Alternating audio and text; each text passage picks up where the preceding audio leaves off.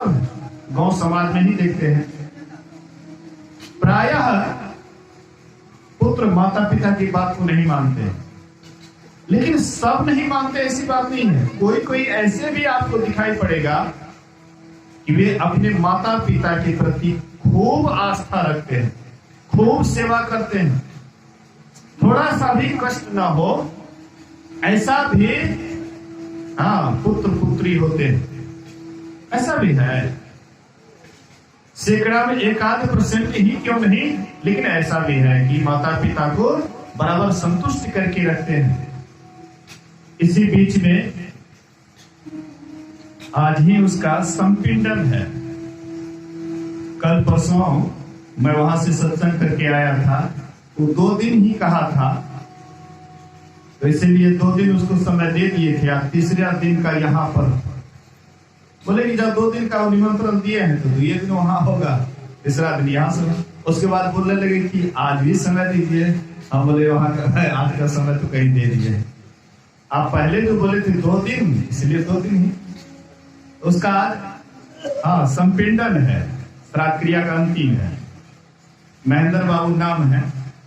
वे अपने पिताजी को अपने से गोद में बैठा करके जब तक नहीं खिलाते थे उनके पिताजी नहीं खाते थे। मेरा बेटा खिलाएगा। अब सोचिए, महेंद्र बाबू अपने पिता को अपने हाथ से खिलाते थे, तब पिताजी संतुष्ट होकर के खाते थे। मेरा बेटा हमको खिला रहा है। ऐसे भी बेटा है संसार में, लेकिन बहुत कम है। तो कहते हैं कि ऐसे बेटा संसार में दुर्लभ है, माता पिता को संतुष्ट करने वाला।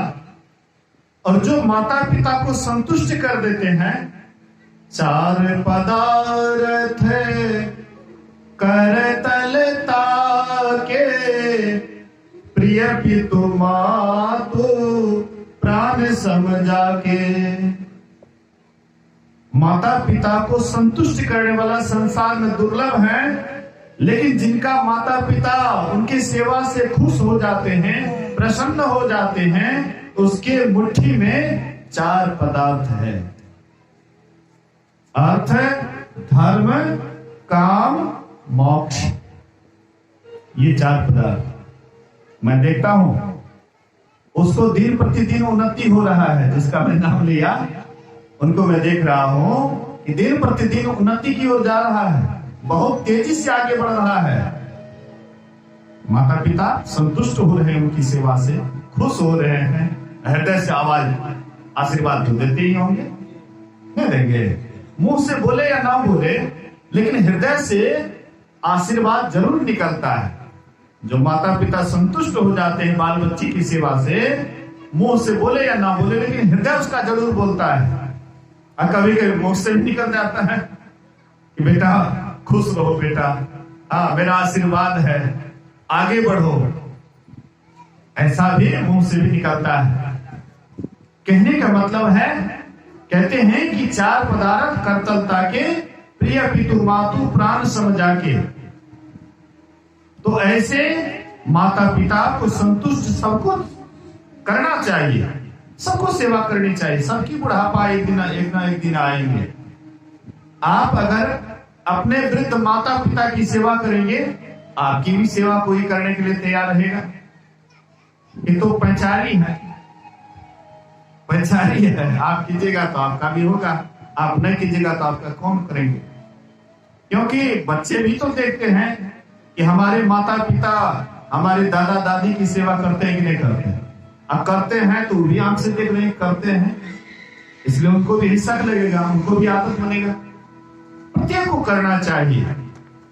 तो राम जी भी सेवा किए, इसीलिए जब वन की ओर जाने लगे तो पिता इस दुख को सह नहीं सके। इतना न पिता को वे संतुष्ट करके रखे हुए थे, एक एक बात मान रहे थे कि पिता वह दुख को बर्दाश्त नहीं कर सके। एक तो वचनबद्ध थे, अब वचनबद्ध होने के कारण मुंह से बोल नहीं पा रहे थे कि वन को चले जाओ, लेकिन राम जी उनके संकेत को समझ गए कि पिताजी मजबूर हैं, इसलिए नहीं बोल पा रहे हैं। तो राम जी चले तो जाते हैं, लेकिन महाराज दशरथ उनके विरह में नहीं रह पाए, शरीर का परित्याग कर दिए। इतना सेवा, इतना पिता को संतुष्ट करने वाला, विचार कीजिए। तो राम जी जब वन को चलने लगे, सीता जी को मालूम हो जाता है कि हमारे पतिदेव वन को जा रहे हैं। सीता जी आती है और भगवान को प्रणाम करती है और कहती है कि आप वन को जा रहे हैं? बोले कि हाँ, मैं वन को जा रहा हूं, पिता की आज्ञा पालनार्थ हेतु मैं वन को जा रहा हूं। बोले मुझे भी लेकर के चलिए। बोले कि तुम काहे के लिए वन को जाएगी? नहीं जानती है वन में कितना कष्ट होता है, कितना दुख होता है, बड़े हिंसक जीव जंतु होते हैं, तुम वहां सुरक्षित नहीं रह पाएगी। सीता जी कहती है जहां आप रहेंगे, जहां मेरे रक्षक रहेंगे, तो मुझे कौन भक्षक करेगा, इसलिए मैं भी जाऊंगी। कहते नहीं नहीं, अरे वन में बड़ा कष्ट होता है, तू सुकुमारी है, तू राज दुलारी है, वन का दुख तुम्हें मालूम नहीं है, इसलिए तुम यहीं पर हो। सीता जी कहती है कि मैं राज दुलारी हूं, आप तो राज दुलार हैं, मैं सुकुमारी हूं, आप भी तो सुकुमार हैं, तो आप जब वन के कष्ट को सह सकते हैं तो मैं क्यों नहीं सह सकती, इसलिए मैं भी जाऊंगी। राम जी कहते नहीं नहीं, तुमको नहीं जाना है, तुमको यहीं रहना है। सीता जी कहती ठीक है, मैं रहूंगी तब, हाँ मैं तो रह जाऊंगी, शरीर तो यहीं रह जाएगा, लेकिन जहां नाथ जाएंगे तो प्राणनाथ जाएंगे, तो प्राण भी तो नाथ के ही साथ चले जाएंगे, तो बच जाएगा शरीर, तो इसको भी अग्नि संस्कार कर दीजिएगा, उसके बाद चले जाइएगा। देखते हैं कि नहीं मानने वाली, अच्छा ठीक है, कोई बात नहीं है, सास ससुर से आज्ञा ले लो, ठीक है चलो। सीता जी चलने लग जाती है। लक्ष्मण को मालूम हो जाता है कि भैया वन को जा रहे हैं। लक्ष्मण आए और कहते भैया आप वन को जा रहे हैं? बोले कि हाँ लक्ष्मण, मैं वन को जा रहा हूं, अभी माता पिता को संतुष्ट करने वाला, देखरेख करने वाला कोई नहीं है, इसलिए मैं तुम्हें ये काम सौंप रहा हूं कि माता पिता को संतावना देते रहना, मैं फिर 14 वर्ष के बाद आ जाऊंगा। लक्ष्मण कहते भैया मैं आपके बिना एक पल भी नहीं रह सकता हूं, इसलिए भैया मुझे भी लेकर के चलिए। लक्ष्मण राम के बिना अधूरा है, जहां राम वहां लक्ष्मण। आप अपने को हमसे कब अलग समझते हैं? हमको अपने से कब अलग समझने लगे? देखते हैं नहीं मानने वाले हैं, अंत में कहते अच्छा ठीक है, कम से कम अपनी मां से आज्ञा ले लो। मां के पास गए, मां सुमित्रा के पास गए, प्रणाम करते हैं, कहते मां मैं भैया के साथ वन को जा रहा हूं। मां सुमित्रा कहती है बेटा मैं बड़भागन हूं कि राम का काम करने के लिए तुम जा रहे हो। पुत्रवती जुवती जग सोई, रघुपति भगत जासु सुत होई। पुत्रवती नारी वही है जिसका पुत्र राम का भक्त है। मेरा कोख पवित्र हो गया, तुम राम का काम करने जा रहे हो। हे लक्ष्मण मैं तुम्हारी मां हूं, महाराज दशरथ तुम्हारे पिता है, लेकिन जो जन्म जन्म के माता पिता हैं वह सीता और राम है। राम ब्रह्म है, सीता प्रकृति है, इसलिए वे परम पिता के भी पिता है, परम पिता है। माताओं के जो माता है वही सीता है, इसलिए बेटा ऐसी सेवा करना, इस तरह से सेवा करना कि स्वप्न में भी उनको दुख ना हो। जगनी की बात तो दूर रही, लेकिन स्वप्न में भी दुख नहीं हो। लक्ष्मण जी सोचते हैं कि जब जगा हुआ रहूंगा तब सेवा करूंगा, जब सो जाऊंगा तब। इसलिए भैया भाभी को स्वप्न में भी दुख ना हो, इसलिए सोना ही त्याग दिया। नींद कब आती है? जब भरपेट भोजन कर लेते हैं। भरपेट भोजन करते हैं तो एकदम खराटे लेने लग जाते हैं, आराम से सो जाते हैं। तो भोजन ही नहीं करूंगा कि नींद आएगी? भोजन का ही परित्याग कर दिए, नींद का परित्याग कर दिए। ऐसी सेवा लक्ष्मण की तरह जिसके अंदर में आ जाता है, इस भाव से सेवा करते वही आगे बढ़ता है। आप लोग अंगद देव जी महाराज का नाम सुने होंगे। पंजाब में गुरु नानक देव के बाद अंगद देव जी महाराज दूसरे गुरु के नाम में प्रसिद्ध हुए। अंगद देव जी महाराज, अंगद देव जी महाराज गारहस्थ आश्रम से जुड़े हुए थे। उनको बाल बच्चा भी था। एक लड़की थी, उसकी शादी हो जाती है अमरदास जी महाराज के भतीजा से। अंगद देव जी महाराज की पुत्री ससुराल गई और वहां पर भजन गा रही थी। सुबह सुबह भिनसर के समय में झाड़ू दे रही थी या भजन गा रही थी। जिनका जैसा संस्कार होता है वैसा ही। नहीं तो सुबह सुबह देखिएगा एक एक माँ बहनें उठती है, झल्लाते हुए उठती है, अनाप शनाप बकती हुई उठती है। सुबह सुबह ऐसा नहीं करना चाहिए। सुबह सुबह ऐसे मधुर भाषा का प्रयोग करना चाहिए ताकि सुनने वाले को भी लगे कि हाँ अमृत बरस रहा है। तो ये सुबह सुबह उठती है, झाड़ू लगा रही है, भजन गा रही है। सुबह सुबह जो अमरदास जी महाराज भजन सुने, उसको बड़ा आनंद बुझाया, बड़ा मन सुखी हुआ। कहते बेटी ये भजन कहां से सीखी है? कहते हमारे पिताजी अभी गुरुगद्दी पर आसीन हैं, हमारे पिताजी के ही द्वारा भजन बनाया हुआ है। कहते हैं क्या हमारे समधी जी गुरुगद्दी पर बैठते हैं, भजन भी बनाते हैं? कहते हाँ।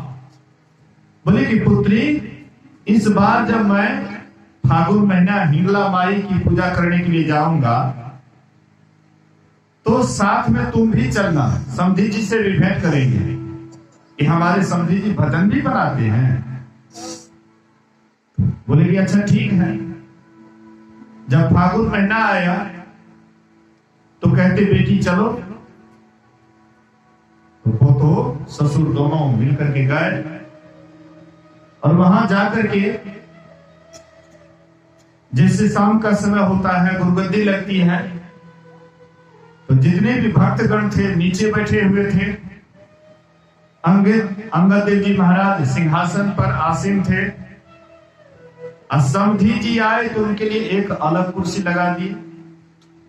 हाँ, समधी जी आए, सम मतलब बराबर, भी मतलब बुद्धि, बराबर बुद्धि के समधी बराबर बुद्धि के हैं, तो उनको कैसे नीचे बिठाएंगे? तो समधी जी हैं इसलिए बराबर कुर्सी लगाए। समधी जी हैं, सम्मान करना चाहिए, तो सम्मान के दृष्टिकोण से बराबर कुर्सी लगाए। और दोनों समधी जी बढ़िया से बातचीत किए। इसके बाद भोजन वगैरह होता है और रात में वे खा पी करके जब सो गए अमरदास जी महाराज, अब भिनसर के समय में जब नींद टूटती है तो देखती है कि अति सुंदरी महासुंदरी और वह दरवाजे पर झाड़ू लगा रही है। अमरदास जी महाराज को आश्चर्य हुआ, इतनी सुंदरी कि कोई लगता है कि स्वर्ग से उतरी हुई देवी और इस दरवाजे पर झाड़ू लगा रही है। तो गए जाकर के पूछते ही कि माँ तू कौन है? और क्यों इस दरवाजे पर झाड़ू लगा रही है? बोले कि बेटा तू किसकी पूजा करने के लिए जा रहा था? बोले हिंगला माई। बोले कि मैं वही हिंगला माई हूं। बोले कि माँ यहाँ पर तू झाड़ू लगा रही है जिसकी पूजा करने के लिए मैं जा रहा था? बोले कि बेटा मैं झाड़ू लगाती हूं तो कौन बड़ी बात है? इस दरवाजे पर लक्ष्मी भी झाड़ू लगाती है, सरस्वती भी लगाती है, पार्वती भी लगाती है और अपने भाग्य की सराहना करती है। बोले कि माँ ऐसी कौन है विशेष बात है इस दरवाजे पर कि सब के सब देवियां झाड़ू लगा करके अपने भाग्य की सराहना करती हैं? बोले कि बेटा जिसको तुम समधी कहते हो वे पहुंचे हुए संत हैं। जो संत होते हैं तो संत भगवंत में कोई अंतर नहीं रहता है। दोनों एक ही सिक्के के दो पहलू होते हैं। जिसको हम अवतारी कहते हैं, भगवान कहते हैं। लेकिन जो साधना करके संतत्व गति को प्राप्त कर लेता है तो दोनों एक ही हो जाते हैं, दो नहीं एक ही हो जाते हैं। इसलिए बेटा वे जो अंगद देव जी महाराज हैं, पहुंचे हुए महापुरुष हैं, उनके जो चरण धूलि पड़ती है इस दरवाजे पर, इसी से हम आप भी पवित्र होती हैं। बोले कि हमारे समझी जी इतने महान। और जब सुबह के समय दरवाजा लगता है, दरबार लगता है, तो जितने भक्त लोग हैं सब नीचे बैठ गए और बराबर सिंहासन उनके लिए भी लगाए हुए थे। गुरु महाराज जी के पास, बोलिए श्री सदगुरु गुरु महाराज जी के पास भागलपुर में एक कलेक्टर साहब आए हुए थे। तो गुरु महाराज जी जाने कि वह आ रहे हैं तो गुरु महाराज जी अपने बराबर कुर्सी लगाए थे कि कलेक्टर साहब जिला के मालिक, अब जिला के मालिक हैं तो उसका सम्मान करना चाहिए, कलेक्टर हैं। हाँ, गुरु महाराज जी एक सिंहासन, दो कुर्सी लगाए थे। उनकी माँ भी आ रही थी और कलेक्टर साहब भी आ रहे थे, दो कुर्सी लगाए हुए थे। तो जैसे आए प्रणाम किए तो गुरु महाराज कहते आप इस जिला के मालिक हैं, कलेक्टर हैं, जिला के मालिक हैं, इसलिए आप यहाँ पर बैठिए और आपकी माँ के लिए भी कुर्सी लगी है। उसकी माँ, गुरु महाराज जी बोलते रह गया, उसकी माँ नीचे में बैठ गई चरण में। बोले कि गुरुदेव हमको यही रहने दीजिए, हम नहीं बैठेंगे। कितनों बोले नहीं बैठेंगे। हाँ, कलेक्टर साहब भी नहीं बैठ रहे थे। गुरु महाराज जी बोले कि मेरी आज्ञा है, आज्ञा पालनाथ। बैठ गए, लेकिन बैठना नहीं चाह रहे थे। तो ऐसे ही अमरदास जी महाराज के लिए भी बराबर कुर्सी लगाए हुए थे। आइए समधी जी बैठिए। बोले कि बस अब समधी नहीं, अब आपका बंदा, आपका शिष्य। अब आज से समधी हमको नहीं कहिएगा, मैं आपका आज दिन से शिष्य। मैं समझ गया कि आप कितने महान हैं। मैं नहीं जानता था, इसीलिए आपको हम साधारण अपने जैसे समधी मानते थे, लेकिन अब आपका शिष्य। और वह 60 वर्ष के बाद भी कभी वह बैठे नहीं गुरु के सामने कि हो सकता है गुरु आज्ञा कर दे और हमको उठने में विलंब हो जाए। कुछ आज्ञा कर दे और जितना देर आज्ञा करेंगे फिर खड़े होंगे, खड़ा होकर के जाएंगे सेवा करने के लिए, विलंब हो जाएगा, खड़े रहते थे। और उस उम्र में, बुढ़ापे की उम्र में 60 वर्ष के बाद इतनी सेवा किए। अपने से यमुना जी से पानी लाना, गुरुदेव को स्नान कराना, भोजन बना करके खिलाना, प्रत्येक सेवा अपने हाथ से करते थे। आश्चर्यचकित हो गए। अगर रास्ते में कोई पानी भी मांग लेते थे, यमुना जी से पानी लाते थे, और रास्ते में कोई पानी मांग लेते थे कि हमारे घर में पानी नहीं है, थोड़ा पानी दे दीजिए, तो वे क्या करते थे, उसको दे देते थे पानी। फिर भरने के लिए चले जाते थे पानी, फिर दोबारा पानी लेकर के आते थे। एक दिन ऐसी है, रास्ते से अमरदास जी महाराज आ रहे थे रिमझिम बारिश हुई थी, रास्ता कुछ पिछड़ टाइप का था, आ रहे थे, घड़ा लेकर के गिर गए।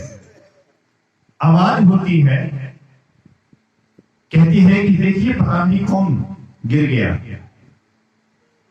उनके पति कहते कौन होगा? वही अमरवा होगा, अमरू, हाँ वही अमरवा होगा, वही गिरा होगा। बड़ा दुख हुआ, गए गुरुदेव के पास। गुरुदेव देखते हैं बड़ा दुखी चेहरा है, कहते हैं अमरदास आज कोई घटना घटी क्या? नहीं गुरुदेव, लेकिन नहीं बताओ आखिर क्या बात हुई, थोड़ा सा बताओ तो सही। बहुत पूछने पर बोले कि ऐसी ऐसी बात, तुरंत वे हृदय से लगा लेंगे।